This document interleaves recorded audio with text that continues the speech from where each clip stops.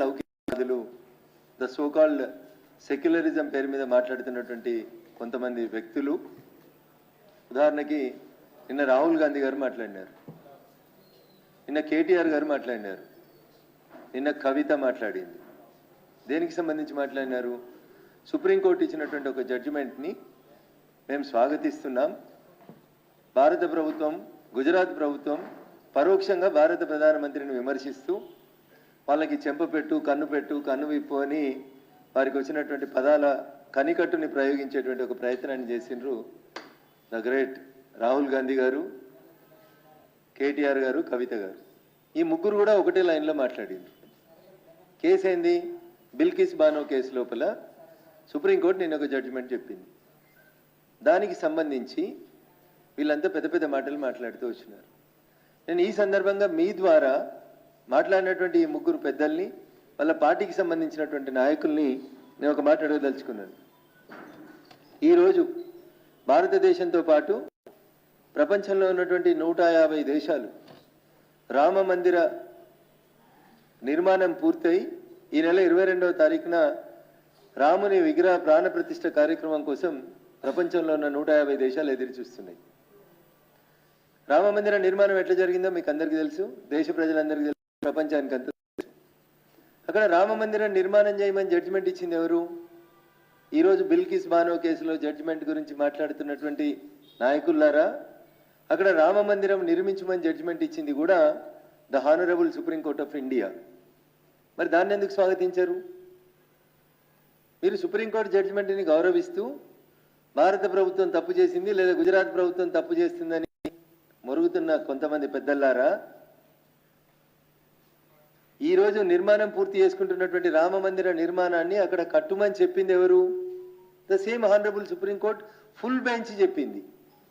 నిన్న ముగ్గురు జడ్జిలే మాట్లాడినరు, ఇంకా దాని మీద 5 జడ్జిలకో 7 జడ్జిలకో అప్పీల్ పోవడానికి అవకాశం ఉంది. Still there is an appeal chance in Bilkis Bano case. But whereas in the case of the Rama Mandir, the Honorable Apex Court of this country has delivered a judgment. Why can't you welcome it? ఇదే రాహుల్ గాంధీ, అదే రామారావు గారు, అదే కవిత గారు రామ మందిర విషయంలో supreme court ఇచ్చిన జడ్జిమెంట్కి అనుకూలంగా నిర్మాణం పూర్తి చేసుకున్నటువంటి రామ మందిర నిర్మాణాన్ని మేము స్వాగతిస్తా ఉన్నాం. దాని ప్రాణ ప్రతిష్ఠ కార్యక్రమంలో మేము పాల్గొంటామని మాట్లాడేందుకు నోరు రానటువంటి పెద్ద మనుషులు ఏమనుకోవాలి? మిమ్మల్ని రావణాసురుని వారసులు అనుకోవాలనా? శూర్పణఖలకు వారసులు అనుకోవాలనా? ఎవరి వారసులు మీరు? ప్రపంచంలో ఉన్న 150 దేశాలు, ఈ దేశంలో ఉన్న ఎపెక్స్ కోర్టు సుప్రీంకోర్టు ఇచ్చిన జడ్జిమెంట్ని తీర్పుకు అనుకూలంగా నిర్మించబడుతున్నటువంటి రామాలయం విషయం లోపల మీ నోర్లు ఎందుకు పెగులుతలేవు? భారత ప్రభుత్వం నిర్వహిస్తున్నటువంటి కార్యక్రమం కాదు. రామాలయ నిర్మాణ ట్రస్ట్ నరేంద్ర మోడీ గారిని ఏ రకంగా పిలిచిందో ప్రతిపక్షాలకు సంబంధించిన నాయకులను కూడా అదే రకంగా ఆహ్వాన పత్రికలు ఇచ్చి పిలిచింది. వస్తాము రామా అని చెప్పడానికి నోరు రానోళ్ళు బిల్కిస్ బానో కేసులో జడ్జిమెంట్ వచ్చింది. Why are opening your mouths? ఎందుకు మాట్లాడుతున్నారు మీరు? మీకు ఒకరికే కోర్టు అంటే గొప్ప, కోర్టు తీర్పు అంటే గొప్పనా? అందరూ కోర్టు తీర్పుని గౌరవించాల్సిందే కదా. కొద్దిగా వెనకపోనే రాహుల్ గాంధీ గారు, మీ నాయన చేసిన పని చెప్తా నేను. Because I'm an practicing advocate, I would like to bring it to the notice of the enlightened society. 1985 Shah Bano అనేటువంటి ఒక లేడీ 1978లో తన భర్త తనకు విడాకులు ఇచ్చిండని, పిల్లలతో తన మనుగడ కష్టమవుతుందని మనోవర్తి అని చెప్పి 1978 నుంచి కొట్లాడితే 1985లో ఈరోజు సుప్రీంకోర్టు చీఫ్ జస్టిస్గా ఉన్నటువంటి చంద్రచూడ్ గారి తండ్రి, ఈరోజు సుప్రీంకోర్టులో చీఫ్ జస్టిస్గా ఉంది డివై చంద్రచూడ్ గారు, సుప్రీంకోర్టు చీఫ్ జస్టిస్. 1985లో ఆ రోజు జడ్జిమెంట్ ఇచ్చింది, షాబాను కేసులో జడ్జిమెంట్ ఇచ్చింది ఎవరు? ఇప్పటి సుప్రీంకోర్టు చీఫ్ జస్టిస్ తండ్రి వైవి చంద్రచూడ్ గారు జడ్జిమెంట్ ఇచ్చినారు. ఏమని? సెక్యులర్ దేశం భారతదేశం, ఒక కులమోళ్ళకి భరణం ఇయ్యాలి, ఇంకో కులమోళ్ళకి భరణం ఇయ్యదనడం తప్పు. ముస్లిం మహిళ అయినా, హిందూ మహిళ అయినా, క్రిస్టియన్ మహిళ అయినా భర్త భార్యకు విడాకులు ఇచ్చినట్లయితే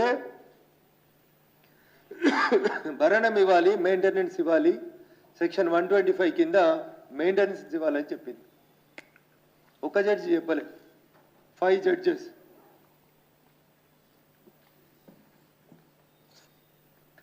It was the judgment of Honorable Chief Justice. నిన్నిచ్చింది చీఫ్ జస్టిస్ బెంచ్ కాదు, బిల్కిస్ బానో కేసులో.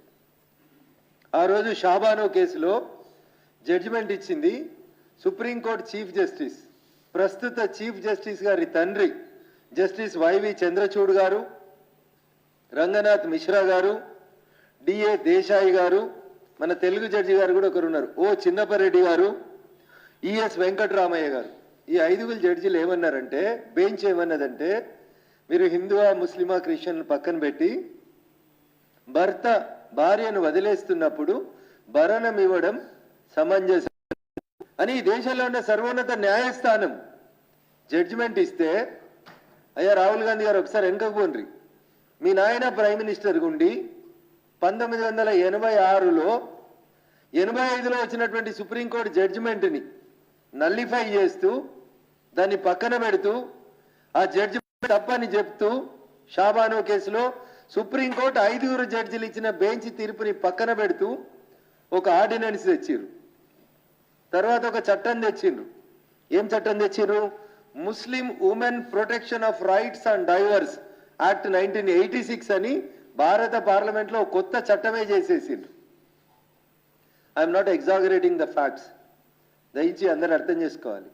మేము ప్రజలకి విషయాన్ని వాస్తవాన్ని చెప్పేందుకు ప్రయత్నం చేస్తూ ఉన్నాం.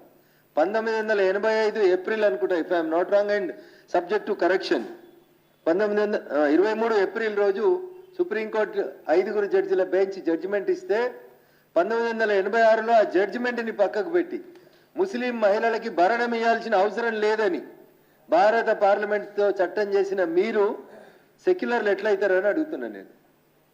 తనకు 3 పిల్లలని, తన భర్త వదిలేసిండని, వాళ్ళతో తనకు జీవనం గడవడం కష్టమవుతుందని ఒక పేద ముస్లిం మహిళ దాదాపు 7 సంవత్సరాలు కొట్లాడి సుప్రీంకోర్టును ఆశ్రయించి ఒక జడ్జిమెంట్ తెస్తే దాన్ని పక్కకు పారేసిండ్రు. ఇంకా చెప్తాను మీకు. అదే రాజీవ్ గాంధీ గారి క్యాబినెట్లో క్యాబినెట్ మంత్రి గవర్ననీయులు Arif Mohammed Khan, if I'm not wrong ప్రస్తుత కేరళ గవర్నర్ అనుకుంటేవారు, వారు అప్పుడు రాజీవ్ గాంధీ క్యాబినెట్ కి రిజైన్ చేసిండు. Being a Muslim I'm shameful.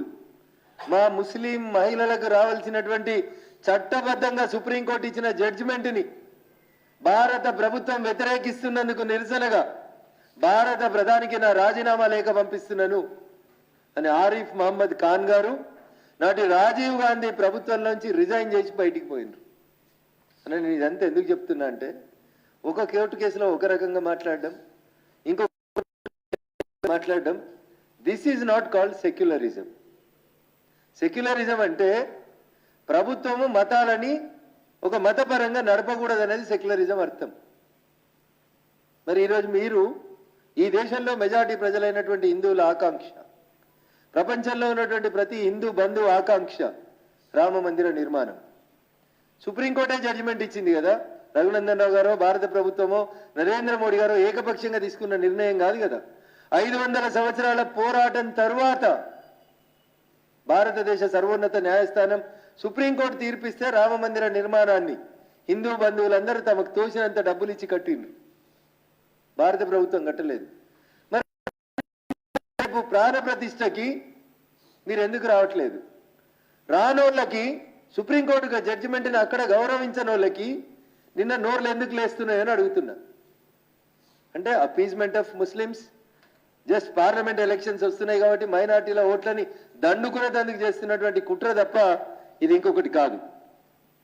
Okay, మీరు కోర్టు జడ్జిమెంట్లను స్వాగతించారు కదా, బిల్కిస్ బానో కేసులో జడ్జిమెంట్ని స్వాగతించారు కదా, మరి జ్ఞానవాపి కేసులో కూడా కోర్టు జడ్జిమెంట్ ఇచ్చింది ఆర్కియాలజీ డిపార్ట్మెంట్ తోటి సర్వే చేయించమని. If you are not inclining towards minorities just for the sake of votes, then you also welcome Gyanvapi Masjid judgement. ఈ దేశంలో అన్ని కోర్టుల జడ్జిమెంట్లని మేము గౌరవిస్తాం, మేము స్వాగతిస్తాం. ఆ జడ్జిమెంట్ మాకు అనుకూలంగా ఉందా వ్యతిరేకంగా ఉందా అనేది మేము మాట్లాడాం.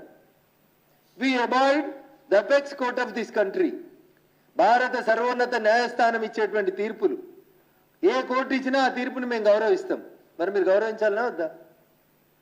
ముస్లింలకు అనుకూలంగా వచ్చిన కేసు అయితే ఒక జడ్జిమెంటు, లేదా మెజారిటీ ప్రజలైనటువంటి హిందువులకు వచ్చినటువంటి జడ్జిమెంట్లను మాత్రమే మీరు వ్యతిరేకిస్తామంటే మీ వక్రబుద్ధిని ప్రజల ముందు ఉంచాలని చెప్పి మేము అనుకుంటున్నాం. ఇంకొకటి జరిగింది, భారతదేశం ఇంకొక మేజర్ ఇష్యూ జరిగింది, రామసేతు. సుబ్రహ్మణ్య స్వామి గారు సుప్రీంకోర్టులో నాలాగపోయి ఆ రోజు ఆర్గ్యుమెంట్ చేయకపోతే రామసేతును బ్లాస్ట్ చేస్తామని కూర్చుంది అప్పుడు ఉన్నటువంటి యూపీఏ ప్రభుత్వం శ్రీమతి సోనియా గాంధీ గారి నాయకత్వంలో. వారి భాగస్వామిగా అప్పుడు ఉన్నటువంటి డిఎంకే ఎన్ని మాటలు మాట్లాడిందో ఈ దేశ ప్రజల ముందు ఉన్నటువంటి అంశం. అందుకని వీఆర్ నాట్ ఎగ్జాగరేటింగ్. మీరు బిల్కిస్ బానో కేసు గురించి మాట్లాడితే అయోధ్యలో కరసేవకుల పంచాయతీ మాట్లాడదాం, గోద్రా రైలు కేసు గురించి మాట్లాడదాం. ఇంకా మీకు చేతనవుతుందంటే 1947 ఈ దేశానికి స్వతంత్రం వచ్చిన నాటి నుంచి ఎవరెవరి మీద ఎక్కడెక్కడ రేపులు జరిగినాయో మాట్లాడుకుందాం. కేటీఆర్ ఢిల్లీ బోత్ దూరే జరిగింది. ఆదిలాబాద్లో టేకుల లక్ష్మి అని ఒక దళిత యువతి మీద జరిగింది, రేప్ కేసే కదా. బిల్కిస్ బానో మీద జరిగింది కూడా రేప్ కేసు అనే మాట్లాడుతున్నారు కదా మీరు. ఢిల్లీ చాలా దూరం ఉంది రామన్న. కవితక్క గీన్నే నీ పార్లమెంట్ పక్కనే, నిజామాబాద్ పక్కనే ఉంటుంది ఆదిలాబాద్. టేకులపల్లి లక్ష్మి అనేటువంటి దళిత యువతి మీద రేపు జరిగి మర్డర్ జరిగితే మీ నోర్లు ఎందుకు మూతపడ్డాయి? దళితుల గురించి మాట్లాడరా? తెలంగాణ మహిళల గురించి మాట్లాడరా? తెలంగాణలో మహిళల మీద అన్యాయం జరిగితే మా చెల్లె మాట్లాడేందుకు నోరు రాదా? అది సెక్యులరిజం కాదా? దళితుల హిందువుల గురించి తెలంగాణ ఆడపిల్లల మీద జరిగిన అన్యాయాల గురించి నోరిప్పేటందుకు రాని మీ ట్విట్టర్లు, మీ నోర్లు, మీ పేపర్లు ఎందుకు తెరుస్తున్నారు అంటున్నా. ఎవరికి వారసులు ఉందాం అనుకుంటున్నారు? నేను మళ్ళీ అడుగుతున్నా. రావణాసురునికి, శూర్పనఖలకు వారసులు ఉందాం అనుకుంటున్నా? రాముడు నడయాడిన ఈ నేల మీద రామునికి వారసులు ఉందాం అనుకుంటుర్రా? రాముడు అన్ని మతాలని సమానంగా చూడమని చెప్పిండు, సర్వధర్మ సమభావనతోటి పాలించిండు, అందుకనే అంత గొప్ప దేశ రాజైండు రాముడు. మీరేం చేస్తున్నారు? మీరు ఎందుకు మాట్లాడుతున్నారు? ఒక దాంట్లో ఒకటి, ఇంకొక దాంట్లో ఇంకొకటి, ఎట్లా మాట్లాడతారు మీరు? అయినా మా తెలంగాణ మీడియా మిత్రులకి, మా తెలుగు మీడియా మిత్రులకి, ఇన్ టోటల్గా మా మీడియా మిత్రులకి నాది ఒకటే అప్పీల్. నేను ఇట్లా మీడియా సమావేశం జరుపుతుంటే మా అధ్యక్షుని ఒక ప్రశ్న అడిగారు మీరు. బీజేపీ బీఆర్ఎస్ అన్నట కదా, రేపు పార్లమెంట్లో కూడా కలిసి పోటీ చేస్తారట కదా. నేను ఒక లాజిక్ మీ ముందు ఉంచదలుచుకున్నాను. నేను నిన్న రాహుల్ గాంధీ మాట్లాడిన కొద్దిసేపటికి రామారావు గారు మాట్లాడతారు, రామారావు గారు మాట్లాడిన కొద్దిసేపటికి కవితమ్మ మాట్లాడుతుంది. So why can't you see all these 3 are in one line? Congress BRS రెండు ఒకటే లైన్లో పోతున్నాయని ఎందుకు కనబడతలేదన్న మా మీడియా మిత్రులకి? చూస్తున్నారు కానీ మమ్మల్ని అనాలని అంటున్నారేమో అని మాకు బాధ అవుతుంది. అట్లా అంతెందుకన్నా మొన్నటిదాకా పార్లమెంట్ నడిచింది 3 నెలల కింద. ఫ్లోర్లో మీటింగ్ అడ్జర్న్ అయితే, సెషన్ అడ్జర్న్ అయితే పార్లమెంట్ సెంట్రల్లో రాహుల్ గాంధీ కూర్చుంటే ఓ పక్కన సురేష్ రెడ్డి గారు కూర్చున్నారు, ఇంకో పక్కన ద గ్రేట్ కేశవరావు గారు పోయి కూర్చున్నారు. What is this indicates? Congress and BRS are travelling together అన్న రిపీటెడ్గా చెప్తా ఉన్నాం మేము. మీరు వింటలేరు, మమ్మల్ని నమ్ముతలేరు. చివరికి ఒక్క మాట చెప్తా.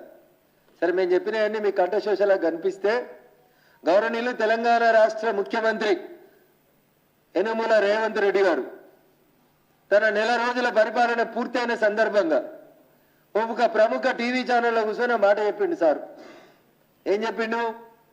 యశోద దవాఖానకు ఎందుకు పోయినావు నువ్వని అక్కడ ఉన్నటువంటి జర్నలిస్ట్ పెద్దలు అడిగితే, రాహుల్ గాంధీ గారు పోయి చూసి రమ్మంటే నేను పోయి చంద్రశేఖరరావు అనే మాజీ ముఖ్యమంత్రిని చూసి వచ్చిన అని ప్రస్తుత ముఖ్యమంత్రి యనమల రేవంత్ రెడ్డి పిసిసి అధ్యక్షుడు తెలంగాణ చెప్పిండు. అంటే what is the line they are going?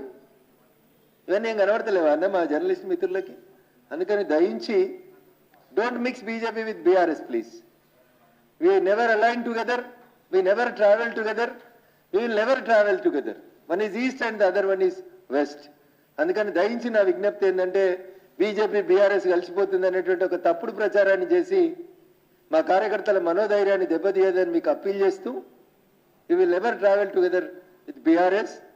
BRS is inclining towards the Congress. BRS Congress కలిసే ఉన్నాయి. ఒక నాణానికి ఒకటి బొమ్మ అయితే ఇంకొకటి బొరుసు. మీరు బొమ్మను చూస్తే బొరుసు కనబడది, బొరుసును చూస్తే బొమ్మ కనబడది. కాబట్టి మీకు రెండు వేరువేరు కనబడుతున్నాయి. బట్ అవి రెండు కలిసి ఒక నాణానికి అటో బొమ్మ ఇటో బొరుసులాగా ఉంటాయి, కలిసి ట్రావెల్ చేస్తాయి. They will travel together.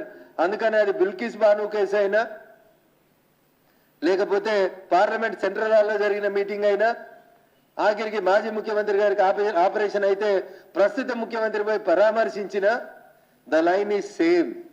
Rahul Gandhi చెప్తారు, రేవంత్ రెడ్డి గారు ఆచరిస్తారు.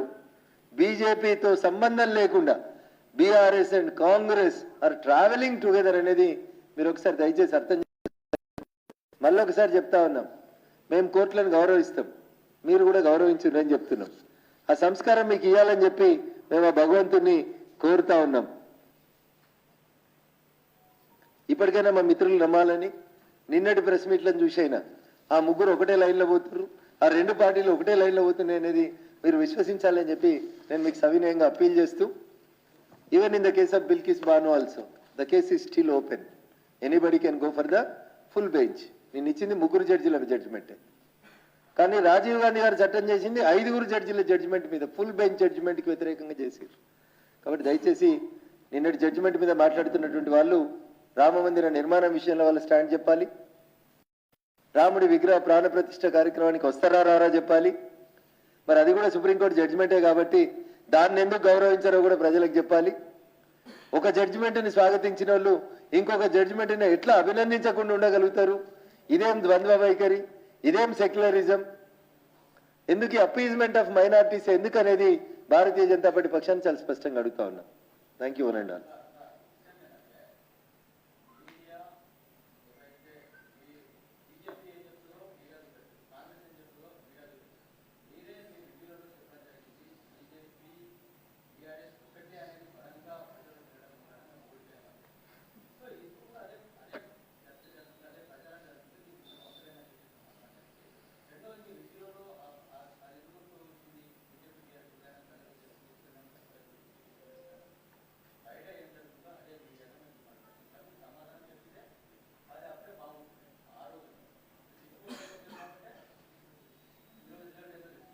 సో ఆ రోజు చెప్పినాం మహేష్ అన్న, ఆ రోజు చెప్పినాం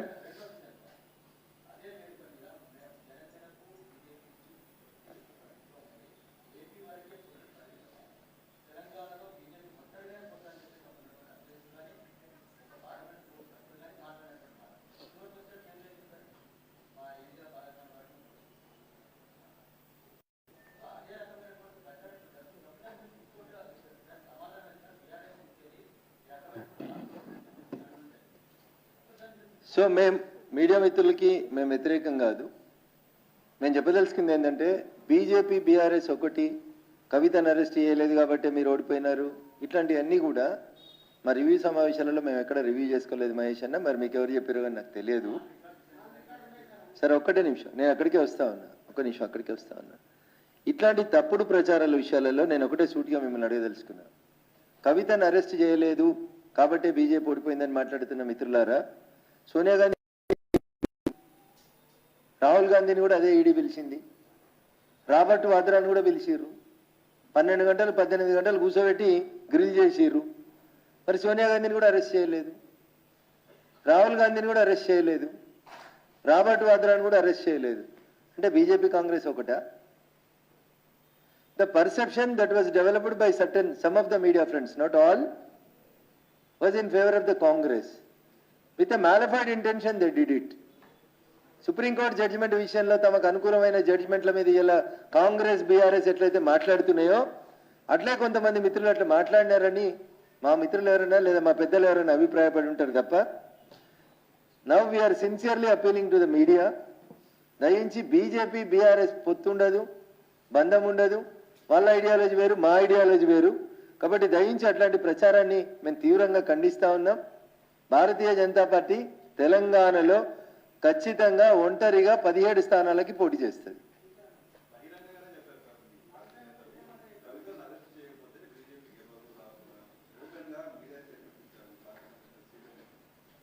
సో అది వారి వ్యక్తిగత అభిప్రాయం తప్ప పార్టీ అభిప్రాయం కాదని నేను అనుకుంటా ఉన్నాను. అట్లాంటి అభిప్రాయాన్ని వ్యక్తం చేసినటువంటి పెద్దలు బహుశా పార్టీ అభిప్రాయాన్ని కన్సిడరేషన్ చేసుకోలేకుండానే వారి అభిప్రాయాన్ని ఎక్స్ప్రెస్ చేసినారేమో అని నేను అనుకుంటున్నాను. అట్లాంటి పెద్దలు ఎవరైనా ఉంటే మా పార్టీ పెద్దలు పిలిచి తర్వాత మాట్లాడి ఉంటారు అనేది నా ఉద్దేశం.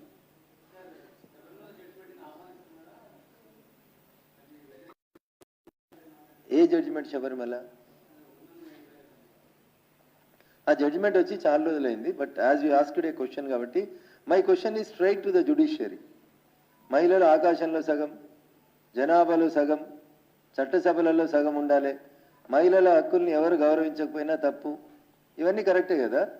సుప్రీంకోర్టులో ఇట్లే బెంచ్ ఉంటుంది, 32 మంది జడ్జిలు ఉంటారు. బోధించే కంటే ముందు ఆచరించాలనే దాన్ని నేను నమ్మిన టీచర్ నుంచి రాజకీయ నాయకునిగా మారిన వ్యక్తిని. 32 మంది జడ్జిలలో 16 మంది జడ్జిల్ని మా మహిళా సోదరి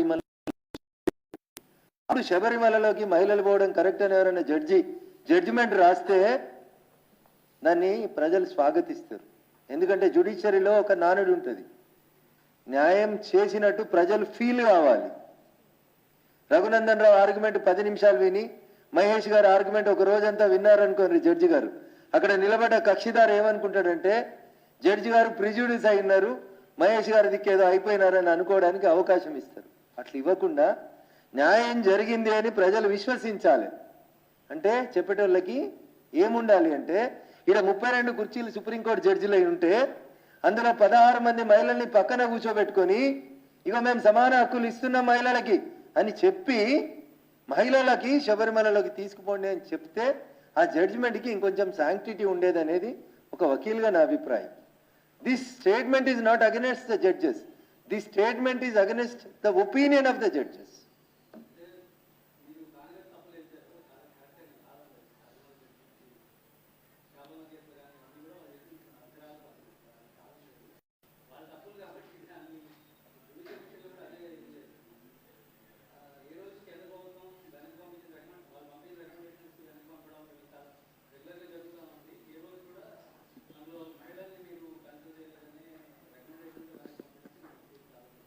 అట్లయితే ఇప్పుడు తెలంగాణ హైకోర్టులో వచ్చిన మహిళా సోదరి మనందరూ ఎన్డీఏ ప్రభుత్వం అధికారంలోనే జడ్జిలు అవుతూ వస్తూ ఉన్నారు. మేము అట్లాంటి పార్షాలిటీ అని చూపిస్తలేం. That is the duty of the collegium. If collegium recommends, nowadays collegium recommend చేస్తే మేము అందరిని కూడా యాక్సెప్ట్ చేస్తూనే వస్తాం.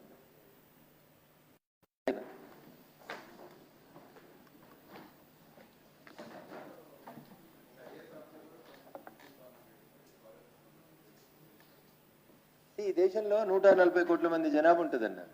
Each individual have his own opinion. Then the said IAS officer why he has not responded when the issue was raised in Godhra case.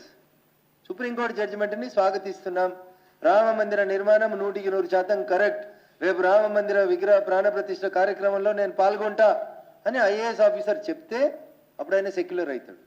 అట్లా చెప్పకపోతే ఆయన ఒక వర్గ ప్రజలకి వకాల్తా పుచ్చుకున్నట్టు అవుతాడు. What is the meaning of secular? He should respect all religions, irrespective of his own religion. See, you don't respect the other religions. You want to protect your own religion. Whether you are IAS or whether you are something, whatever it is. You have to respect all the religions. That is what Dr. B.R. Ambedkar's constitution speaks. Thank you.